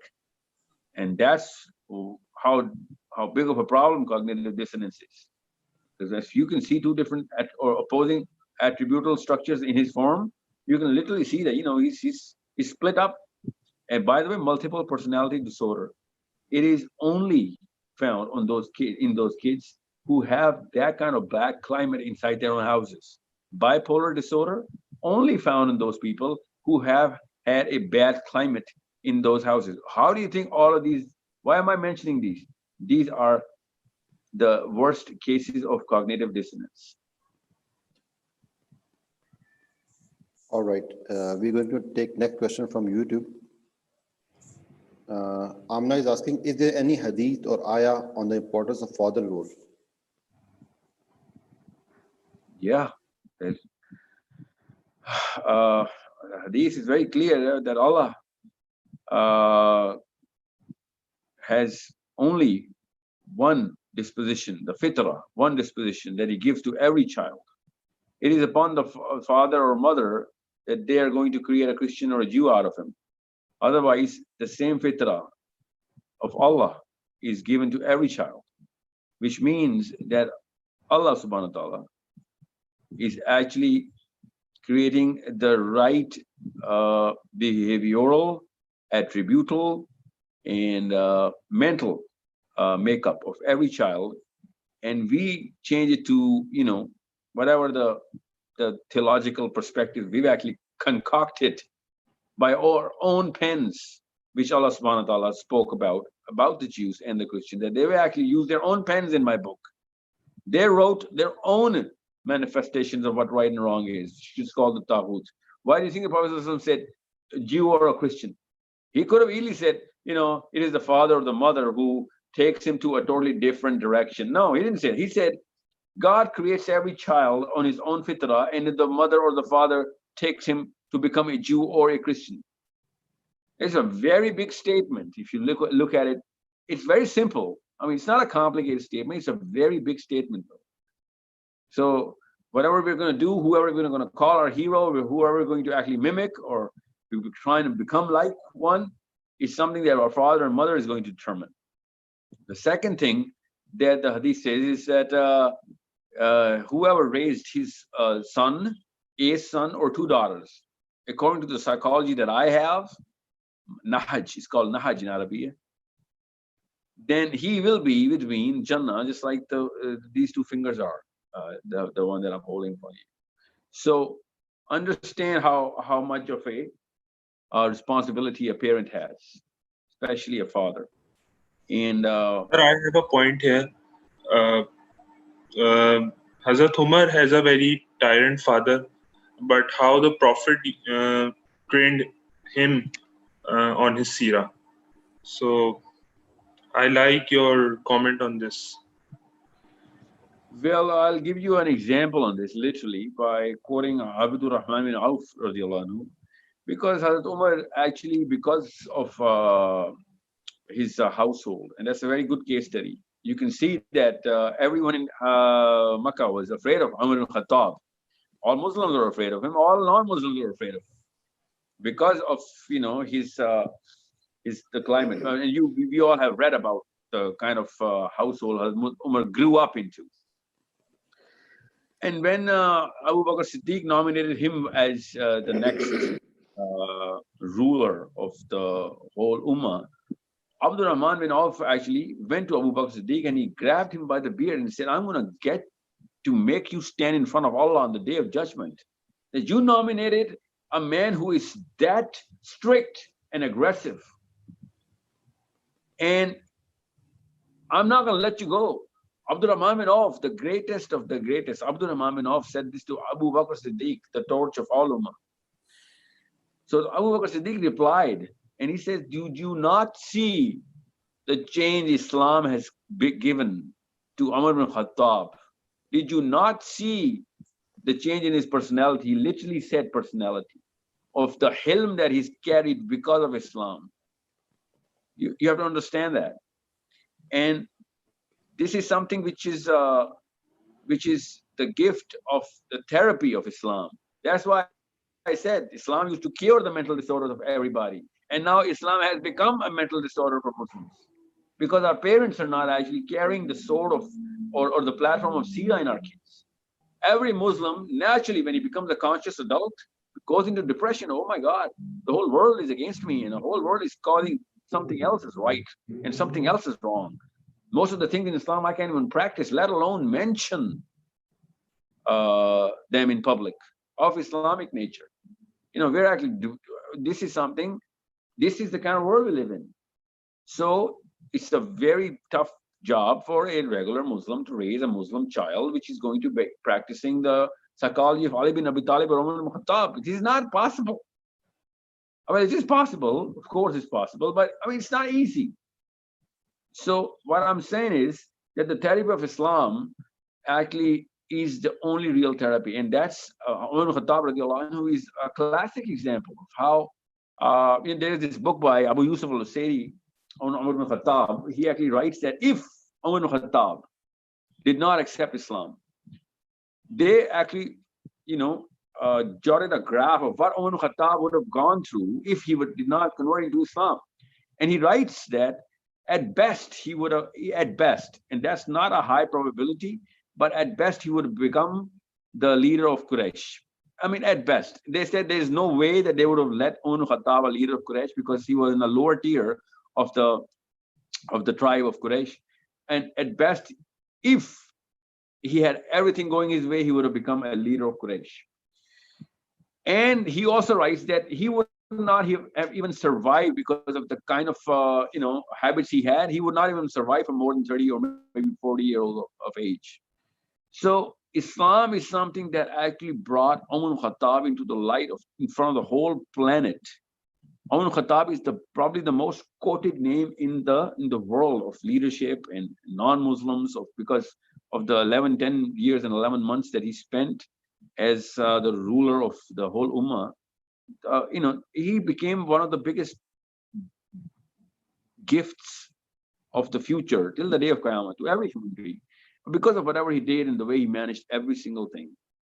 And once Ali bin Abi Talib was asked that, the time of Umar ibn Khattab was so great and so nice and so peaceful, and your time is so, full of commotion and so turbulent.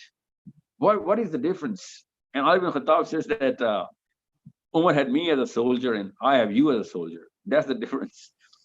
And that's something which is a testimony to what Umar ibn Khattab was. And this is something which is very clear of what the theology of Islam has in itself, the therapy of the chemistry of human being. And that's what I call the original world order.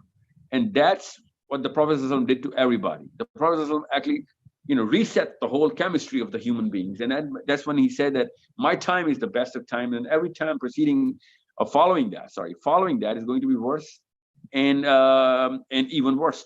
So that is the time that when we know that the Prophet ﷺ actually reset the clock on all the chemistry of all human beings through the kind of things that he did.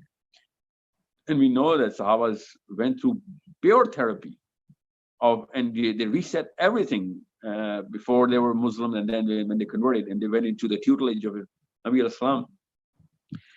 Then we really know that this is exactly what we have to do to our kids. I mean, what else? Why not this? I mean, we have the #1 example in the history of this universe, and we're not following back on this. Instead, we're actually coming up with some Google-based articles. And this is something which is why I'm actually keep on jumping. And that's why in my slide, I just mentioned that this is the actual cause. If you do not know Sira, you have a wrong serotonergic archetypical mimicry. If you know Sira and your child knows Sira, and the first 10 years, if he's gone through it at least 10, 15 times, and if he's able to narrate Sira, then he's got the right serotonin in place. You do not have to punish him of not knowing Sira. If he does not know Sira, you're supposed to be punished. I'm supposed to be punished. Why are you punishing your child of not knowing Sira?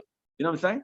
So it's our job from us, for our daughters and sons, to be the biggest scholars of Sira. And why do you think Sira? Because Sira is of a man. Quran is not from a man. Sira is from a man, about the man, of the man. Sallallahu Alaihi Wasallam. Quran is never from the man, never of the man, never about the man. It is about Allah subhanahu wa ta'ala and the policies. And this is something which is why I say Sira before Quran. For every Muslim, Sira has to come before the Quran. Simple. Because first get the chemistry straight, and Quran is later on the psychology. First get the physiology straight. So this is something which is why I'm actually enforcing that pop culture is going to corrupt us. You can actually enjoy it later on. First you get your chemistry straight. Yes, sir. I'm so sorry. It's a long answer.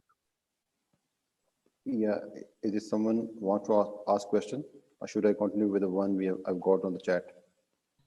Or should we just not? How long? I think it's. I think okay, let's just take couple more questions.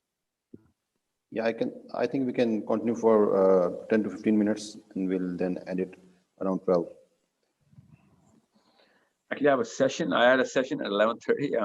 That's why I said a couple more questions. I just have a little pop up from the next session, but it's all right. All right. If dissonance is between Deen and Dunya specifically, I think this. No, it's not. No. Okay. Dissonance is not between Deen and Dunya. That's an amazing question. Dissonance is not about Deen and Dunya. Dissonance is about Dunya and Dunya. Okay, we're not supposed to live the life of afterlife right now. We're supposed to live the life of this world right now. Dissonance is when you have two heroes which were from the planet, who have different aspirations for themselves, with different purposes, different goals, or not just different goals, two opposing goals. So what do you think? The Sahabas did not live in this planet? Of course they lived in this planet. Did they do well? Of course they did well. In terms of who? Bill Gates or Steve Jobs? No. That's a different scale. So that's where the dissonance is. I'm not trying to tell you. See, we're so sunk into capitalism that we think that Deen is against dunya. Capitalism is something that Deen is against. And that's not just all of it. There's a lot of capitalism in Islam as well. There's a lot of socialism in Islam as well. But Islam is not capitalism. Islam is not socialism. So understand, Islam is a very bigger superset of these two things. And these are smaller subsets, and not, of course, all of capitalism, because there's so much wrong with capitalistic mindset. So when Allah subhanahu wa ta'ala says, Al-Hakimu Takasur, he did not say that, do not earn.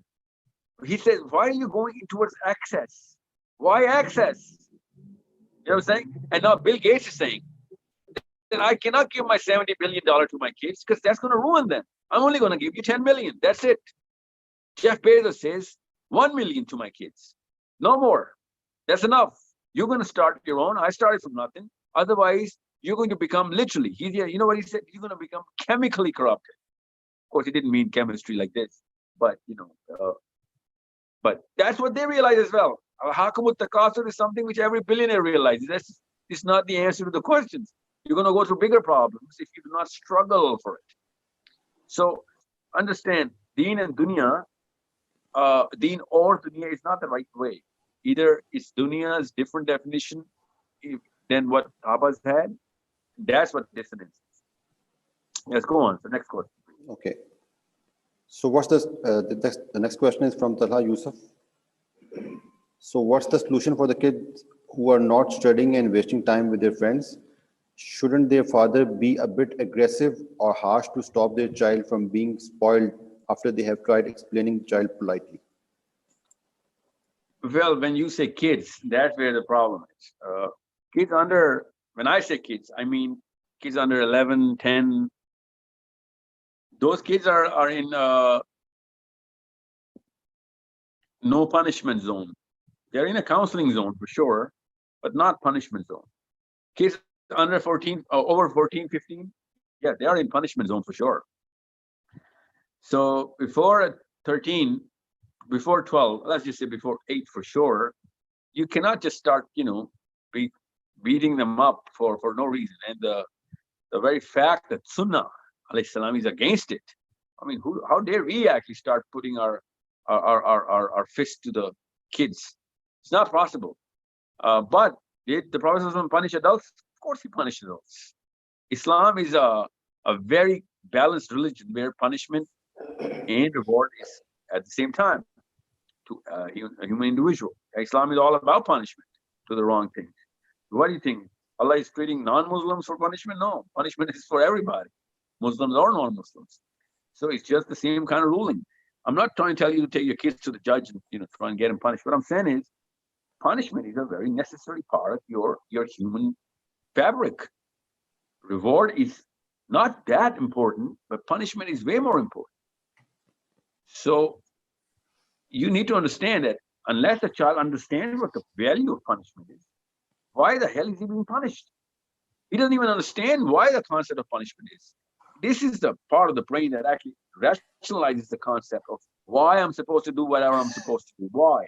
That's called the prefrontal cortex. A 9-year-old, a 10-year-old does not have that. So he's going to think that there's an on and off switch that my father has. If I do this, he gets turned on. If I do this, he gets turned off. So there's no point of punishing that child. Counseling, of course, because the value system, the hero definitions, all of them are incorporated, collaborated, incarnated during the child, during that age between 3 and 10, and even before that as well.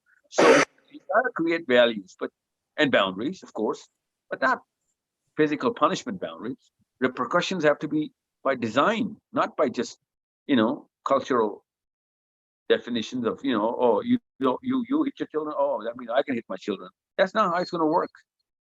If Allah subhanahu wa ta'ala did not put punishment of even salah for a less than 8-year-old, 7-year-old, why are we punishing them for staying up late? I'm just giving you an example of what your value system is, or my value system is. So there is no punishment. Allah is not punishing them. Why are we punishing them? So this is a very wrong conception. Nabi alayhi salam, the one instance where Salama was actually trying to punish this little child in the house, Nabi alayhi salam, the one time that we see him getting angry at his wife, so much so that he actually carried a little stick, little miswak, and he said, if I could, I would have punished you. I mean, what are you doing to this child? This is the sunnah. This is something that we somehow miss out on. So counseling age, of course, every age is counseling age. But punishment age, after 14, that's the punishment age. And not by just brutally, being brutal with our kids. That's not, don't do that. I mean, this is not a, I hope, if you're becoming brutal and if you think you're religiously inclined to become brutal, then that means he committed some serious crime. Otherwise, why are you punishing? Hitting a child. My teacher used to tell me, he was Jordanian, he said, hitting a child in the face is just like lashing somebody 1400 years ago. So if he did not commit zina or did not drink, why are you hitting a child? Because that's the lash. That's the lash to his body. So it's a punishment prescribed by a religion. So if you're actually giving 50 lashes to your kids, that means he must have, committed some of those crimes which are, prescribed by Quran or Hadith to be lashed, for a person to be lashed. Yes, sir. Go on. I can see the question popping up. Yeah, there's one interesting question from YouTube. What's the role of a father who doesn't get a time from his job to play a role in upbringing of the kids? Very good question. Very good question. Leave your job. That's the answer. Find a job which is going to give you time for your kids. Somehow we assume that raising children is the job of a mother. Show me one hadith which says that, or the ayah which says that. The job of raising kids is for the mother and the father at the same time. The job of the father is not to carry a career. That's a very recent word. That's a very capitalistic word. The word was never shown, written, or ever even seen 500 years ago, even 300 years ago. So when you are actually coming up with a word, and we all are doing that, by the way, that's a recent plastic entry, which is not organic at all. So if our jobs are taking up most of the time, that means we are actually, we might as well be in brothels and, bars and whatever, because that's the same kind of negligence old people used to do 500 years ago when they didn't really want to be fathers and they just had some kids. We're just at our jobs thinking, oh, we're doing the right thing. No, you're not doing the right thing. If you're actually chasing careers and not paying attention, literally, as fathers, just like our wives aren't paying attention to them, and that means we'll be questioned, literally, because the child needs, even if it's a girl or a boy, they need the presence of their father as much as they need the presence of their mother. We've actually assumed that our kids also naturally, by birth, they think that, oh, a father is not supposed to be home from 9 to 5. That's not what the natural disposition of a child is. Okay, so that's one of the bases of corruption of the psychology of the modern child, because he sees the mother a little too much and he sees the father a little too less. Okay, he needs to have both of these at the same time. Of course, I'm not telling you to just, become stay-at-home dads and let your wives work. No, it's going to cause the same problem. So there is no such thing as a career which is based on just making money. And then you can cause real heroship I'm going to give you an example of Umar ibn Khattab. He had to attend the lectures of the Prophet, and he had no money. Of course, they used to herd, I think, sheep or cattle, some sort. And he had this pact with his friend that, I cannot do that every day. So what I'm going to do is I'm going to take notes one day, and then the next day I'm going to take an off, and you're going to attend, and you're going to take the day off, because that's how we're going to split money, and we're going to feed our families. So they had to actually, they couldn't carry careers. They had no jobs. I'm just giving you an example. That's how the priorities are set. And if you do not have the right priorities, then you cannot just blame the world for actually your kids' deficiencies in their walks of life, and especially their psychology. And that's why I'm against that. That's one of the reasons why I'm against this employment routine. This employment status is a very new problem that human beings are suffering from, especially parents. Employment means that you're stuck in a building for about 12 hours. They say 8, but we all know it's never 8. So that is something which is very new. Men never actually had that problem 1,000 years ago, 500 years ago. This is the invention of the corporation that actually enslaved the human beings, men and women, of course, into an 8 to 10 hour prison that you cannot leave, and if you leave, you're gonna have to come back and report and everything, and they put a lot of negative pressure on you, and that's what's causing that bigger part of negligence to our kids, and that's something which never happened before. Or someone from audience is trying to ask question. Please go ahead. Yeah, so my question is, Salwai, can you give any example or references about Sahaba, that how they used to get out time for the children, and how much time in a day they used to give to their children? First and foremost, understand that the data that we have of the Sahabas was from a culture which in the infancy was given 100% attention. 100%. That means that they used to give their infants to people who used to give them those infants a full-time job. That was the job of the guardians. And that's how the Arabian culture was. That means the career of the guardian was to become a guardian. You have to understand that. And that means a full-time guardian woman is going to feed the child. And most of the time they were used to breastfeed the child. And that was the woman that they used to stay for at least 4 years. That's the first primary infancy age to the first nursing age, first year of the nursing age. Because we think that the nursing age is from 0 to 3, actually it's from 0 to 7. So first part of the nursing age was done by a full-time person. It was not a makeshift nanny.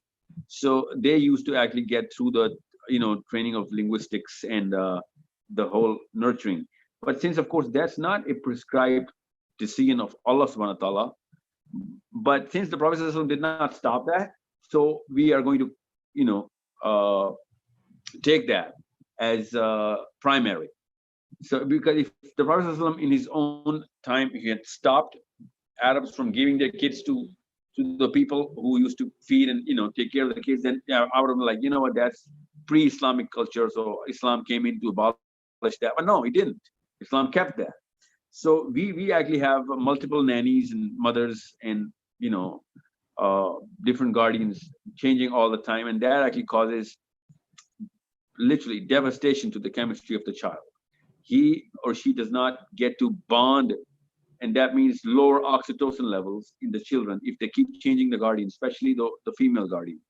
So, and I'm not saying that single fathers cannot have oxytocin efficiency in their kids. They can, but that's a tougher job because men do not have oxytocin, literally. I mean they do, but it is lower than how much women have testosterone. So understand, this is the gift of the woman that you have to give to the infant till the age of 4 or 5.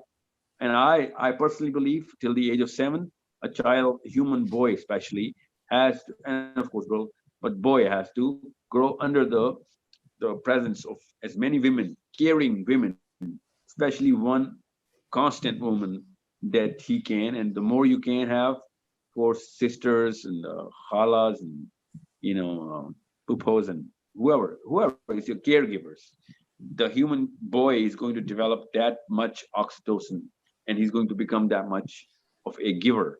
And that's the chemistry that you can tune in. So try and get a lot more female caregivers to your boys.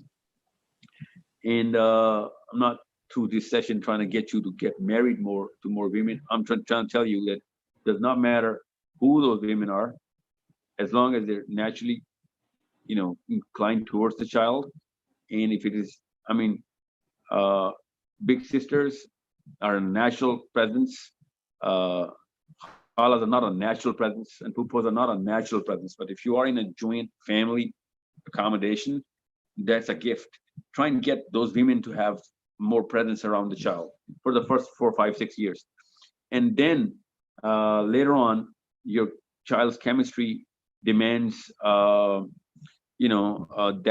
kind of kinetics that it can only be given by a father. So physical routines, more or less, and outdoor physical routines preferably, so that he can have a lot more ductile movement. And before the age of 12, the more physical movement he's going to give to himself, the more his pons are going to grow inside the brain. So I'm just giving you a chemical perspective here of how the anatomy works. And if you alter this, a lot of people alter this, and that's why mutation happens. And they have smaller brains with more pons. Of course, there cannot be more pons in smaller brains. So try and get the brain to be bigger, and women enhance the size of the brain because oxytocin is a natural GTX. It's a parasympathetic chemical.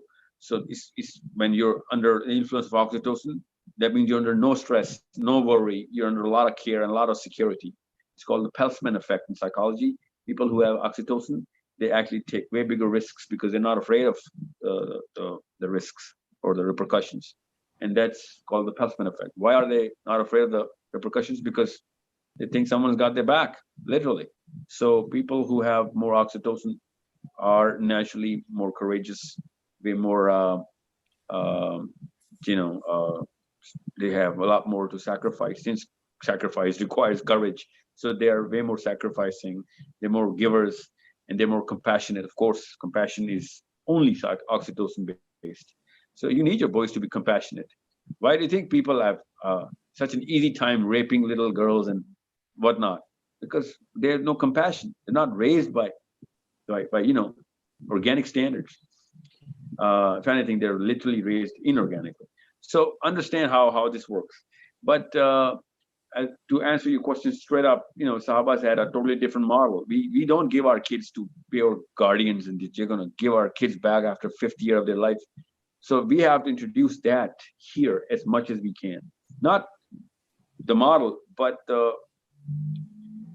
a hybrid model where our wives and other women who can be present can actually raise up our children in the nursing age. And then we take over, and then we get him to do wherever we are and try and make sure we take a very good part in his physical activity after the 6th year, even after the 5th year, and he's going to be really physically involved in tiring himself down in whatever games or whatever activities that we can design around him. And by the age of 10 and 11, he better be physically very, very active. And I'm not going about what his educational system modeling is, okay? I'm just trying to tell you how his psychology and chemistry is. So by the age 12, he should be going into a very well-designed reflective thinking model, which means a lot of books, a lot more books that he can handle. He has to study and understand a lot more knowledge base to be set after the 12th year. He's got to do a lot more drills and a lot of grind work. Put him under a lot of pressure after the 13th, 14th year. Before he turns 18, 19, he should have a lot more resilience. And that's going to come as a momentum of his physical and then mental activities of the last 10 years. I hope this answers the question. All right, thank you very much. I think we cannot have more questions because of time limitation. Although we have got many interesting questions, which we will try to address in a separate question and answer session.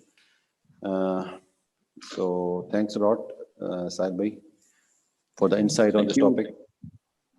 And thank you everybody for joining. If anybody has got any further question, they can ask it in the WhatsApp group that has been shared by Waqas. Already. Thank you very much. Assalamu alaikum, everybody. Alaikum assalam.